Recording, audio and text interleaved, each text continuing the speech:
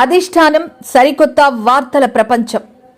అధిష్టానం వాక్ స్వతంత్ర ప్రజాబలం. Welcome to Adhishtanam TV. ముందుగా బులెటిన్ లోని హెడ్లైన్స్. జిల్లా అవసరాల మేరకు 27 ఇసుక రీచ్లను ప్రభుత్వం కేటాయించింది. Collector MN Harendra Prasad. రిషికొండ నిర్మాణాలను ఎలా హ్యాండిల్ చేయాలో అర్థం కావడం లేదు. మంత్రి కందుల దుర్గేష్. గత ప్రభుత్వంలో భగవంతుణ్ణి భక్తుడికి దూరం చేసే కార్యక్రమం కొంత జరిగింది. కూటమి ప్రభుత్వం ఎంతో ప్రతిష్టాత్మకంగా ప్రవేశపెట్టిన అన్న క్యాంటీన్ల పనితీరును పరిశీలించిన ఎమ్మెల్యే గంటా. 70 వన్యప్రాణుల వారోత్సవాల్లో పాల్గొన్న AP deputy CM Pawan Kalyan. జిల్లాలో ఇసుక కొరత లేదు. 6 నెలల అవసరాలకు సరిపడ ఇసుక సిద్ధం.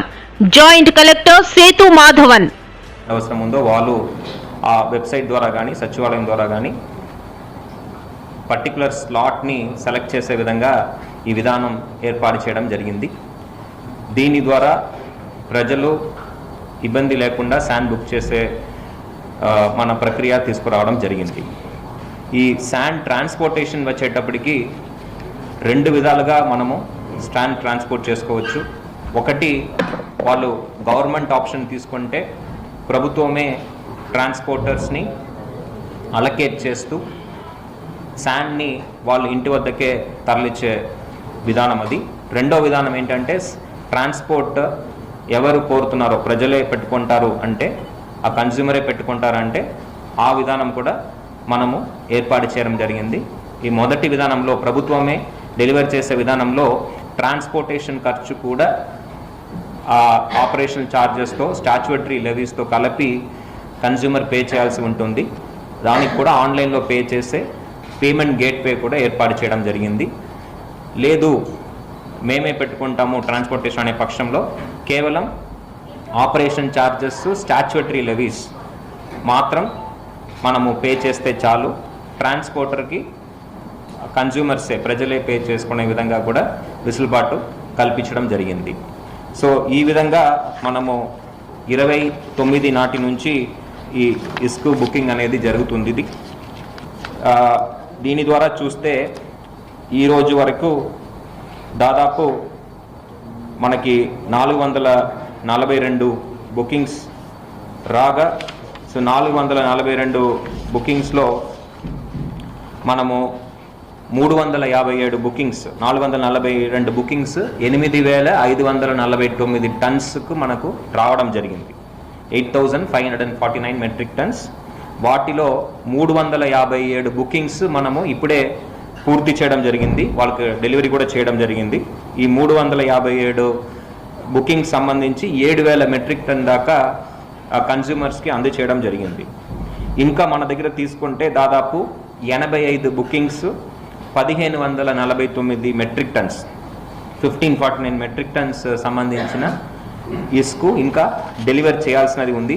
ఇవి కూడా త్వరలో 2-3 రోజుల్లో మనము డెలివర్ చేయడం జరుగుతుంది.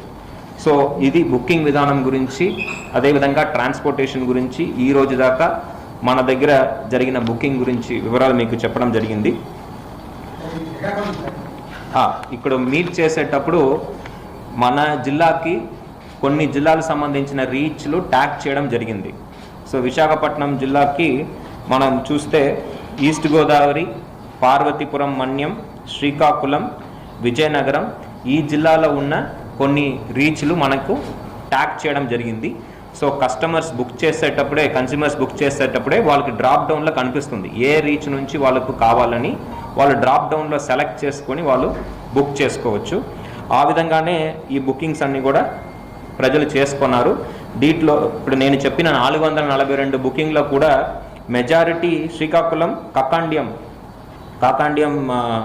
రీచ్లో 264 బుకింగ్స్ ప్రజలు చేసుకోవడం జరిగింది. ఈ 264లో కేవలం 41 మాత్రమే పెండింగ్ ఉంది. మిగతావన్నీ కూడా వాళ్ళు డెలివర్ చేయడం జరిగింది. ఎయిదర్ వాళ్ళు సొంత బండి ద్వారా తోలించుకున్నారు, లేకపోతే ప్రభుత్వం వెహికల్ పెట్టి వాళ్ళకు తరలించడం జరిగింది.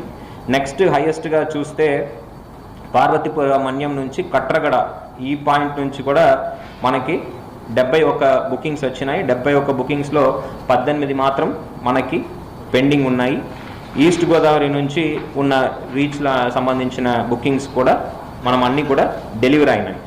ఇక్కడ ఏంటంటే ఋషికొండ నిర్మాణాలను ఎలా హ్యాండిల్ చేయాలో అర్థం కావడం లేదని మంత్రి కందుల దుర్గేష్ అన్నారు. అవినీతి సామ్రాజ్యానికి సూచికగా ఋషికొండ మ్యూజియం ఏర్పాటు చేయలేమని సెటైర్లు వేశారు. కొత్త టూరిజం పాలసీ రూపకల్పన జరుగుతుందన్నారు. టూరిజం పాలసీ అయిపోతుంది. ఇక రాబోయే 2025 నుంచి 2030 వరకు ఉండవలసినటువంటి టూరిజం పాలసీని అందరూ స్టేక్ హోల్డర్స్కి అనుగుణంగా ఉండే విధంగా, అదే సమయంలో పర్యాటకులను ఆకర్షించే విధంగా, పర్యాటక రంగాన్ని అభివృద్ధి పరిచే విధంగా పాలసీని తయారు చేయడానికి కృషి చేస్తూ ఉన్నాం. రాబోయే నెల రోజుల కాలంలో ఆ పాలసీ తయారవుతుంది. తిరిగి మళ్ళీ 25 ఏప్రిల్ నుంచి ఆ పాలసీ అమల్లోకి రావడం జరుగుతుంది. ఇదే సందర్భంలో కేంద్ర ప్రభుత్వంలో ఉన్నటువంటి పర్యాటక శాఖ మంత్రి గజేంద్ర సింగ్ షెకావత్ గారు కూడా ఆంధ్రప్రదేశ్ రాష్ట్రానికి ప్రత్యేకమైనటువంటి సహకారం అందించడానికి వారు ముందుకొచ్చారు. మొన్న సెప్టెంబర్ 9వ తారీఖున బెంగళూరులో దక్షిణాది రాష్ట్రాల టూరిజం మినిస్టర్ల యొక్క సమావేశం జరిగింది. నిజానికి అది వైజాగ్లో జరగాల్సి ఉన్నప్పుడు అన్ని ఏర్పాట్లు చేసుకున్న తర్వాత మనకి కృష్ణానదికి వచ్చినటువంటి వరదలు, అదేవిధంగా భారీ వర్షాల వల్ల యంత్రాంగం అంతా కూడా అందులో నిమగ్నమై ఉండటం వల్ల బెంగళూరుకు మార్చారు. బెంగళూరులో జరిగినటువంటి దక్షిణాది రాష్ట్రాల పర్యాటక మంత్రుల సదస్సులో కేంద్ర ప్రభుత్వం నుంచి కూడా సంపూర్ణమైనటువంటి సహకారం ఇస్తామనేటువంటి మాట చెప్పారు. అక్కడ కూడా మనం ప్రత్యేకంగా వారిని కోరింది, ఆంధ్రప్రదేశ్ రాష్ట్రంలో చాలా వనరులు ఉన్నాయి, వీటన్నిటినీ కూడా మనం ట్యాప్ చేసి అద్భుతమైనటువంటి పర్యాటక అభివృద్ధిని సాధించడానికి వీలుగా ఉన్నటువంటి ప్రకృతి సంపదని మనం ప్రజలందరికీ కూడా, పర్యాటకులందరికీ కూడా అందించాలనేటువంటి మాటని చెప్పడం జరిగింది. దాని ప్రకారంగానే రాబోయే రోజుల్లో స్వదేశీ దర్శన్ అనేటువంటి కేంద్ర ప్రభుత్వ పథకం, అదేవిధంగా ప్రసాద్ అనేటువంటి దేవాలయాల టూరిజానికి సంబంధించినటువంటి పథకం, ఈ రెండింటిని కూడా పెద్ద ఎత్తున ఆంధ్రప్రదేశ్లో ఏర్పాటు చేయడానికి కేంద్ర ప్రభుత్వం సమ్మతి తెలిపింది.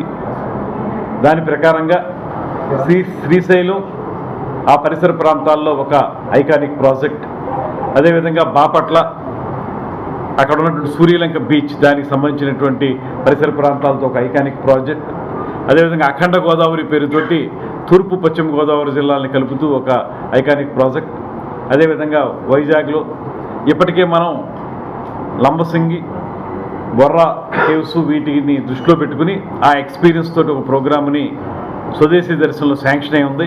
దాన్ని త్వరలోనే పట్టాలెక్కించడానికి కూడా ప్లాన్ చేస్తూ ఉన్నాం. ఇదే విధంగా మహాసంగమేశ్వరంలో కూడా ఒక ఐకానిక్ ప్రాజెక్ట్ని స్టార్ట్ చేయాలనేటువంటి ఆలోచన చేస్తూ ఉన్నాం. మొత్తంగా ఇవాళ రాష్ట్ర ప్రభుత్వం కృతనిశ్చయంతో ఉన్నటువంటి అంశం ఏంటంటే, గడిచిన 5 సంవత్సరాల కాలంలో ఏదైతే పర్యాటక రంగం కుంటుపడిందో, ఎక్కడా కూడా పర్యాటక శాఖ మంత్రులు ఎప్పుడైనా సరే మీడియా ముందుకు వస్తే అటు చంద్రబాబు నాయుడు గారు గత ప్రభుత్వంలో భగవంతుడిని భక్తుడికి దూరం చేసే కార్యక్రమం కొంత జరిగిందని, ప్రస్తుతం టీటీడీ అధికారులు మళ్లీ దగ్గర చేస్తున్నారని ఎమ్మెల్యే రఘురామకృష్ణరాజు అన్నారు.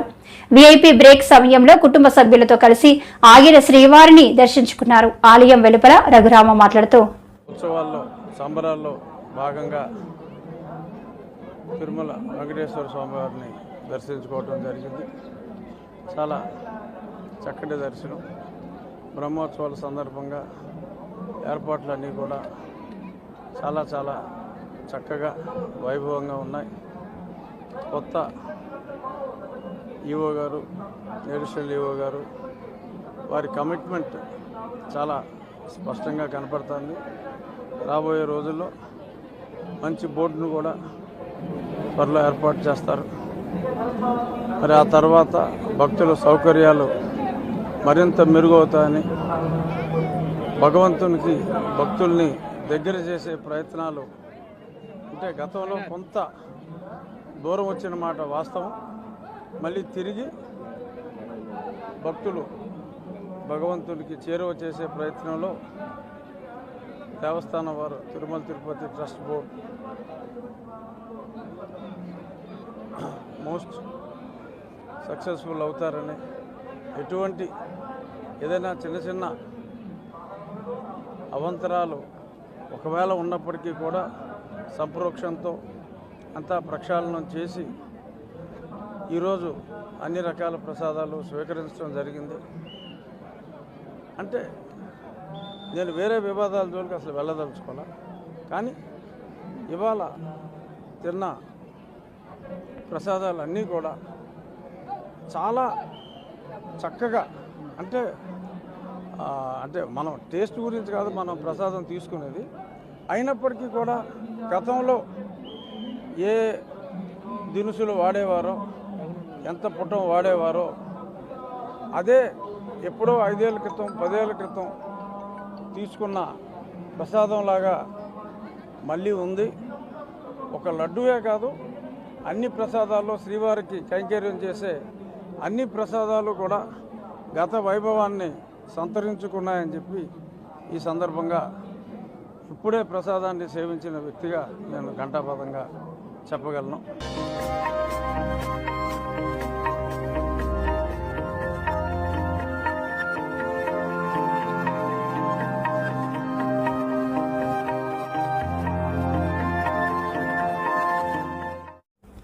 కూటమి ప్రభుత్వం ఎంతో ప్రతిష్టాత్మకంగా ప్రవేశపెట్టిన అన్న క్యాంటీన్ల పనితీరును ఈ రోజు మధ్యాహ్నం ఎమ్మెల్యే గంటా శ్రీనివాసరావు భీమిలిలో ఆకస్మికంగా తనిఖీ చేసి అక్కడే భోజనం చేశారు.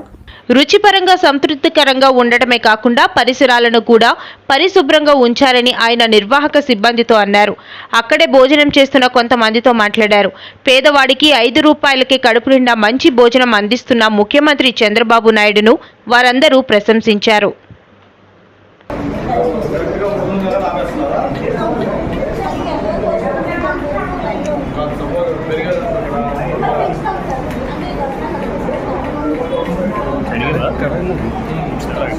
అడిగి తీసుకురా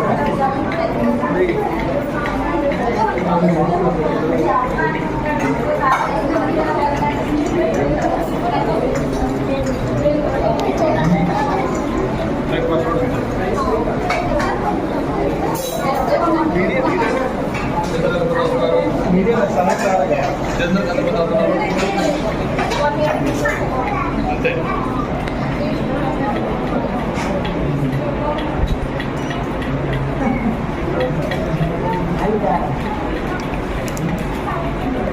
మెను ఏంటి ఒక మెను ఎట్లా ఏ రోజు ఏంటి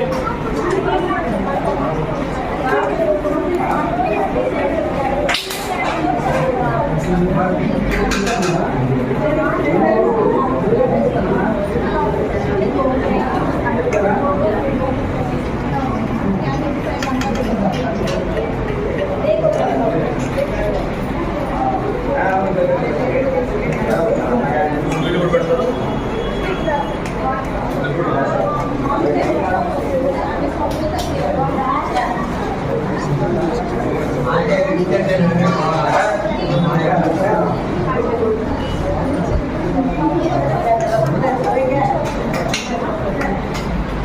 పెడతారు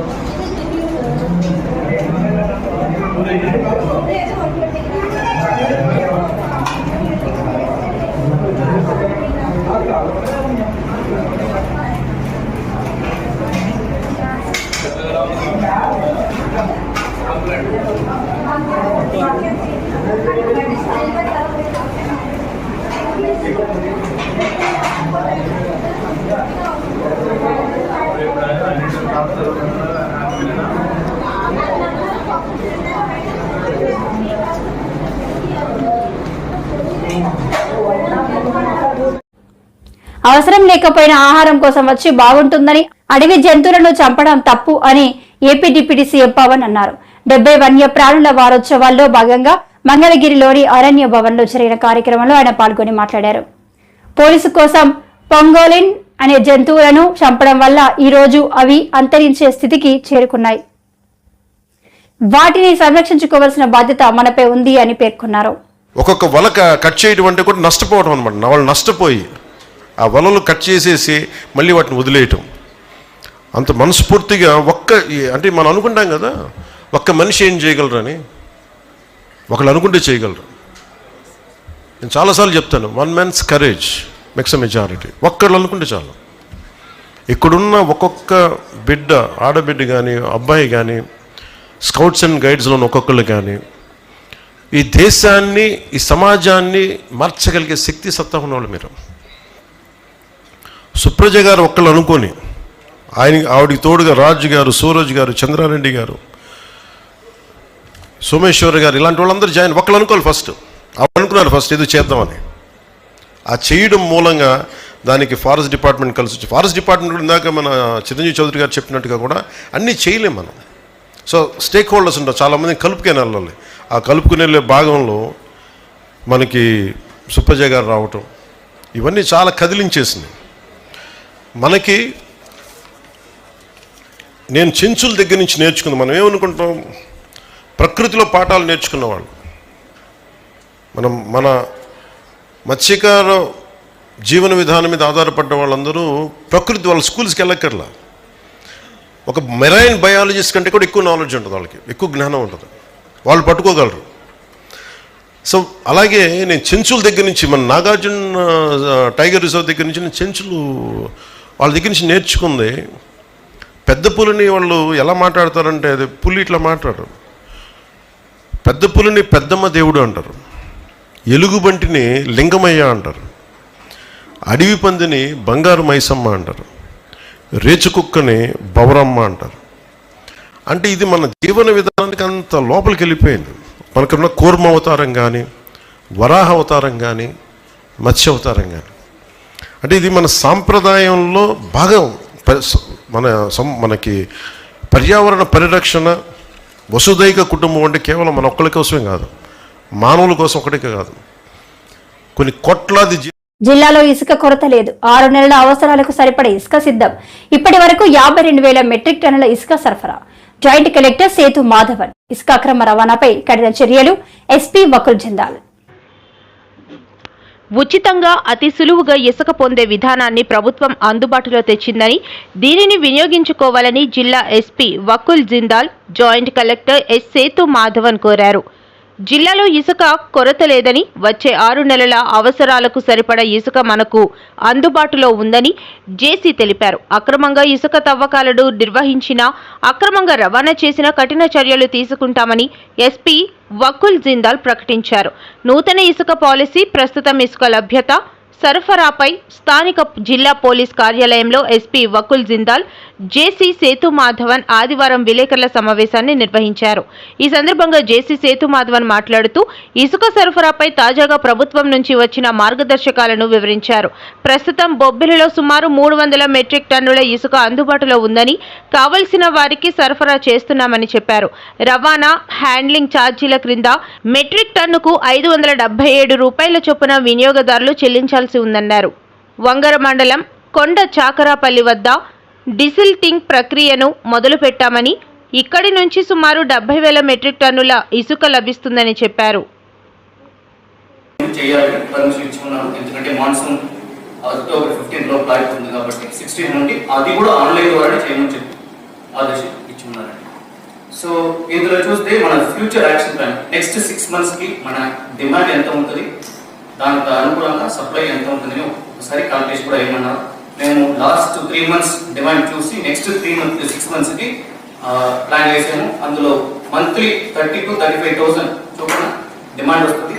దానికి అనుకూలంగా మాకు నెక్స్ట్ రాబోయే 2 open reaches plus present desiltation point కలిపితే ఆల్మోస్ట్ నెక్స్ట్ 6 monthsకి 1.8 lakh మెట్రిక్ టన్స్ పూర్తిగా మేము ఇవ్వడానికి సిద్ధంగా ఉన్నాము. అందులో నో ఇష్యూస్.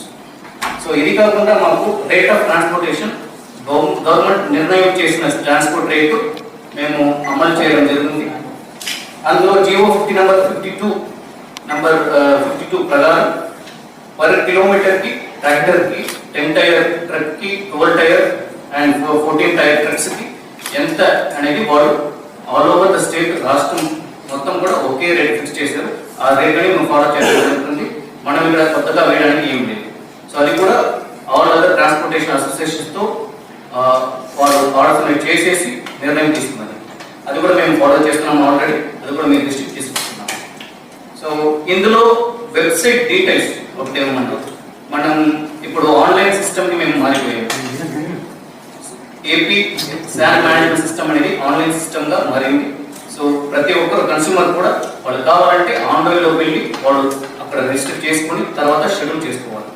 సో ఈ వెబ్సైట్ డీటెయిల్స్ ఒకసారి చెప్తాను. san.ap.gov.in ఆ వెబ్సైట్లో